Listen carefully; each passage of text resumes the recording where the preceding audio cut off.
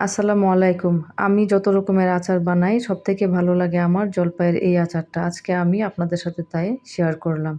প্রথমেই আমি ১ কেজি জলপাই ভালো করে ধুয়ে নিলাম। তারপর রাইস কুকারে সিদ্ধ করতে দিয়ে দিলাম একটু পানি এবং একটু লবণ দিয়ে।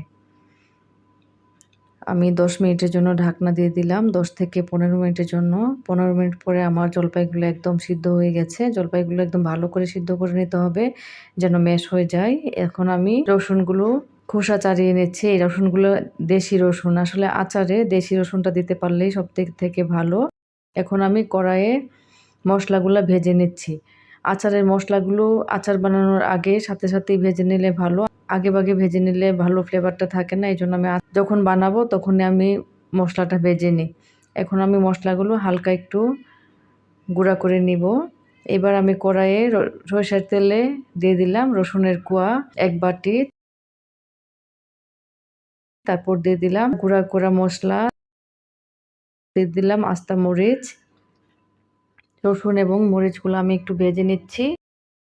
খুব ভালো করে ভাজবো না, হালকা একটু ভেজে নিব। তারপর দিয়ে দিলাম আদা বাটা ১ চামচ, রসুন বাটা ১ চামচ, লবণ দিয়ে দিচ্ছি পরিমাণ মতো। আচারে লবণ একটু বেশিই দেওয়া লাগে। তারপর দিয়ে দিলাম মরিচের গুঁড়া ২ চামচ। তারপর দিয়ে দিলাম ১ চামচ হলুদের গুঁড়া। এখন দিয়ে দিলাম একদম গুঁড়া করা আচারের মসলা ২ চামচ। এবার আমি সিদ্ধ করা জলপাইগুলো একদম ম্যাশ করে দিয়ে দিলাম তেলে। তারপর দিয়ে দিলাম চিনি। চিনিটা পরিমাণ মতো দিতে হবে। আমার ছেলে একটু মিষ্টি পছন্দ করে, এজন্য আমি চিনি একটু বেশি দিয়ে থাকি। সবগুলো আইটেম দিয়ে আমি একদম নেড়েচেড়ে নিচ্ছি। এই আচারটা অনেক টাইম ধরে নেড়েচেড়ে নিতে হয়। একদম যতক্ষণ লাল না হবে ততক্ষণ নাড়াচাড়া করতে হবে। আমি আবারও একটু মসলা দিয়ে নিচ্ছি নামানোর আগে, যেন ফ্লেভারটা ভালো থাকে। আমার আচারের কালারটা প্রায় লাল হয়ে এসেছে। এখন আমি ভিনেগার দিয়ে দিলাম। ভিনেগার দিলে আচারটা অনেকদিন ভালো থাকবে। ফ্রিজে রাখতে হবে না। ফ্রিজের বাইরেই অনেকদিন ভালো থাকবে, কারণ আমি এটাতে ভিনেগার ইউজ করেছি।